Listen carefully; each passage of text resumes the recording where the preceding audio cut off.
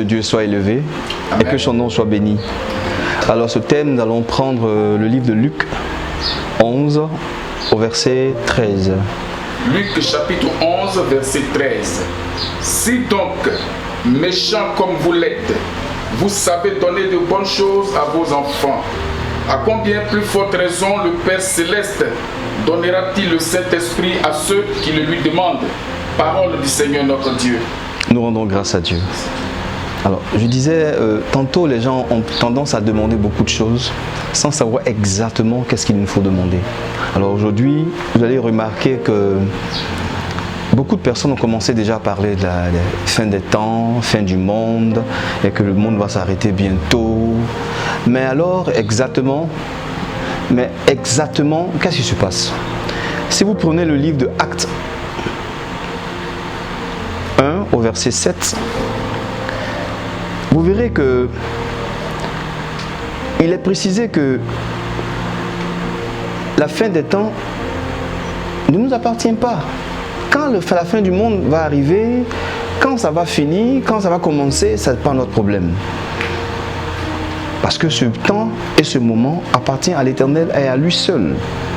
Il va encore dire en Matthieu 24, au verset 36 jusqu'au verset 39, mais que Dieu lui-même, il s'est arrogé ce droit. Il s'est attribué cela. Et que même les anges, même le Fils, ils ne savent pas quand la fin du monde va arriver. Jésus va donner à peu près, voilà des signes qui vont vous montrer que le temps arrive et la fin du temps arrive. Mais ce n'est pas votre problème. Donc notre problème est à quel niveau alors? Si nous chrétiens, on ne doit pas se préoccuper de savoir si la fin du monde est arrivée ou bien la fin du monde ne va pas arriver. Donc qu'est-ce qu'on doit faire alors? Ce qui doit nous préoccuper, c'est de savoir est-ce que nous avions reçu le Saint-Esprit? Si tu as reçu le Saint-Esprit, donc tu n'as plus de problème.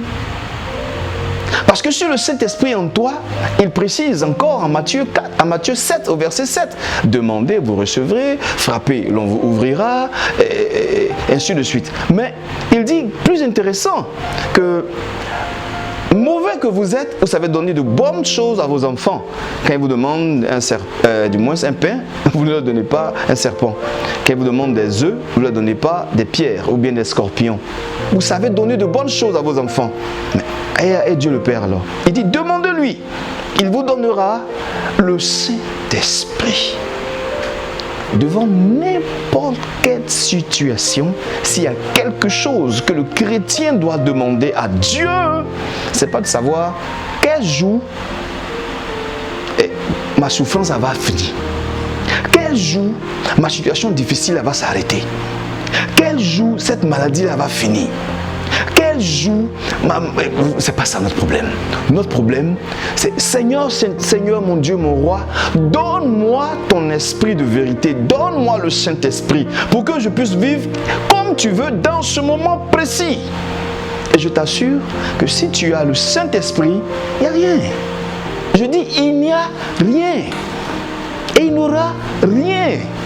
Si vraiment le Saint-Esprit est avec toi. Mais alors, je suppose simplement que le Saint-Esprit est avec toi et puis à ce moment précis, tu tombes. Voilà le problème. Qui vit éternellement? Qui tu connais? Qui dit encore mon arrière-grand-père est encore là? Ou bien mon arrière-grand-mère est encore présente? Non, non, ça n'existe plus. On est, on vit et on meurt. Mais alors comment tu meurs? C'est ça le plus important. Et quand tu meurs, où tu vas? C'est ça le plus important.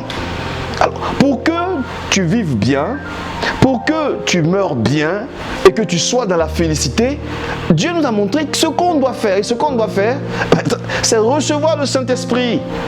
Et plus intéressant, il dit que quand la fin des temps va arriver, il précise, comme les gens réagissaient au temps de Noé, c'est comme ça que les gens vont réagir. Et regardez autour de vous actuellement, est-ce que les gens réagissent comme au temps de Noé? Tout le monde a peur, tout le monde se met à genoux, tout le monde se met à prier. Donc ça ne dit pas exactement ce que vous êtes en train de dire, c'est faux.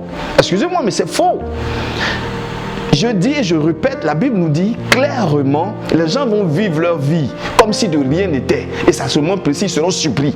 Et que Dieu va venir et qu'il aura la fin des temps. Arrêtez d'effrayer les gens. Et chrétiens, sachez exactement ce que vous voulez. Est-ce que vous êtes vraiment des chrétiens? Je ne dis pas des chrétiens qui ont reçu Jésus, qui ont reçu, aller à l'église, qui ont reçu le baptême au nom du Père, du Fils et du Saint-Esprit, bien qui ont reçu simplement à aller à l'église. C'est pas ça, de ça que je parle. Hein. Je parle des chrétiens qui ont réellement reçu le Christ dans leur cœur, qui sont convertis et qui vivent leur conversion au jour le jour, tous les jours, et qui montrent cela par leurs œuvres. C'est de ça que je parle. Alors arrêtons cela et puis arrêtez d'effrayer les gens, je vous en prie. Merci.